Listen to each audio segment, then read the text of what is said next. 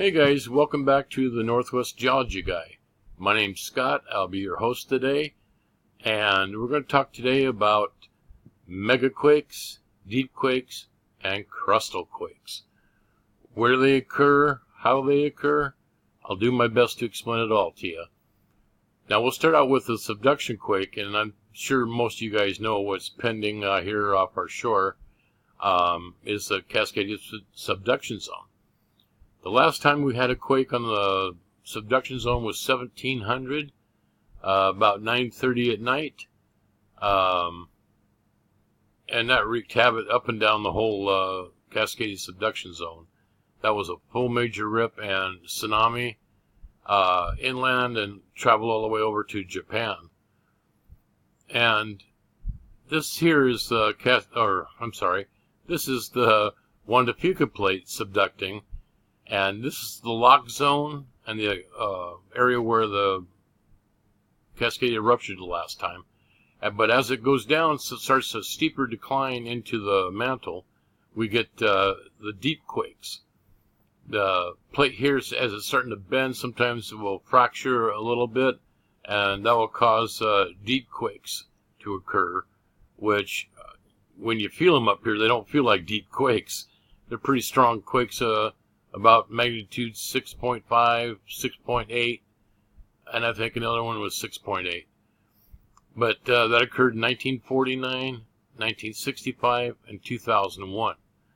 Now, I was alive for the last two when I was a little boy in 65, and I was rolling all over the floor of my mom's bed thinking it's a joyride, but everybody else in the house was freaking out, getting ready to go to school.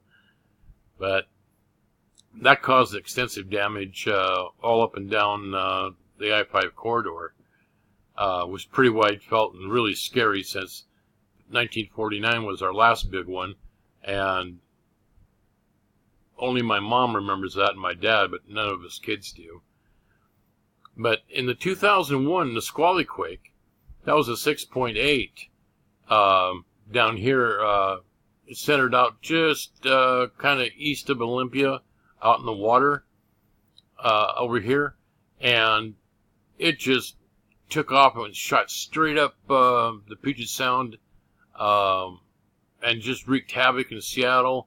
Tacoma didn't get hit too bad, but in Olympia it caused our dome on our state capitol to slide, I think, to the north about 3 to 5 inches, and that was millions and millions of dollars to retrofit that.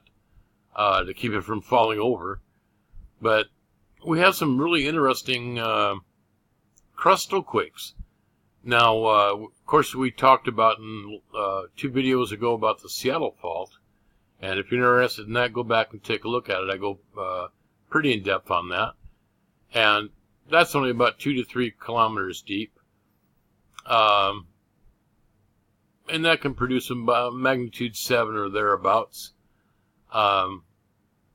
And of course, we get little microquakes popping up and down here. That's kind of common.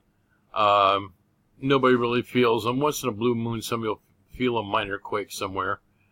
But over here in the Chelan area, in 1872, we had a massive quake hit over there. It was probably in the upper magnitude 7 range.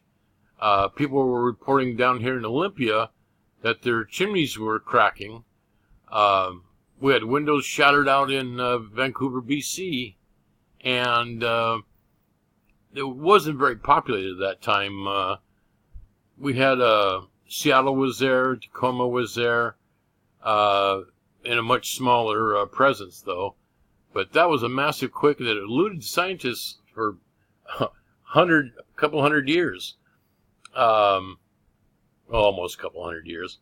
They discovered in 2013 finally where the scarp was that caused the quake, and it ran for 3.5 miles at the surface, and that's why it just caused devastation right over the Cascades into the bottom of the Puget Sound down there in Olympia. But now we're going to kind of get into why they happen. We'll go back to the megaquake. And of course, that's here and it subducts and everything. causes our big quake. But over here, we have, we're going to go into the crustal quaking. The crustal quaking happens almost exclusively from compression of the state of Washington. And that's because over here, we have the San Andreas Fault going to the northwest, and that's applying pressure here to Northern California and pushing all this in a clockwise rotation. And you can tell by this diagram here, the longer the arrows, the more that the plate moves. And as you get more further east, you can tell it's just barely moving at all over there. It's pretty much centered right around Pendleton, Oregon, for some reason. There's no given reason why that Pendleton seems to be the turning point. But you can see all up and down here that these are going to the northeast in a rotation manner. And what that's doing is that's putting pressure on our, like all of our fault systems, like the Seattle Fault. And over here, that's pretty close to where the 1872 struck. But it's just like if you take a sponge and starting to squeeze it, that's what's happening to a lot of our west coast here is being driven to the northeast in a rotation manner, or a rotating manner, excuse me. And that's what causes a lot of the crustal quakes. And I would say anything shallower than 30 km would be considered a crustal quake, all the way up to the surface. But that's mainly the cause of that. And like I explained to you, let's go over here. The deep quakes down here is from fracturing of the subducting Fuca plate. And they popped off all up and down here, almost on the I-5 corridor, because that's just about, if you go down to where the transition zone is down here, puts us up right under Seattle. So that's pretty much why we get the earthquakes that we do. Of course, we get earthquakes out here offshore that everybody freaks out about. But I explained that in my first video, the Cascadia subduction zone. And that seafloor spreading caused the quaking up there as the fracture zone moves out and causes the quakes. But that's basically why we get the earthquakes we do. And I'll probably go more in-depth in the coming videos of the slow slip quaking that we're getting in here. All ties back to the subduction zone. And it's amazing, all of our quakes really come back to the Cascadia and what it does to the state and to the crust. So, if you guys have any questions, you got any ideas for future videos, please feel free to comment down there. If you just want to stop and say hi, that's great too. Don't forget to like it and share it with your friends. Just want to say a big thank you to Ben Furlio. Wait, I messed that up. Ben Furlio. Oh, never mind. You know who you are, Ben. He's been such a great pal, always helping me plug in my channel on his videos. If you don't already know Ben, stop over and say hi to on his channel. Really super smart kid.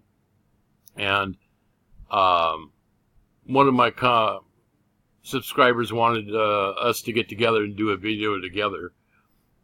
I don't know if we could do that. It would be kind of cool. We're probably about 40-50 miles apart, but maybe we can do that someday. But if you have any ideas what you'd like me to do a video on, please feel free to comment. Thank you very much, and you guys have an awesome day.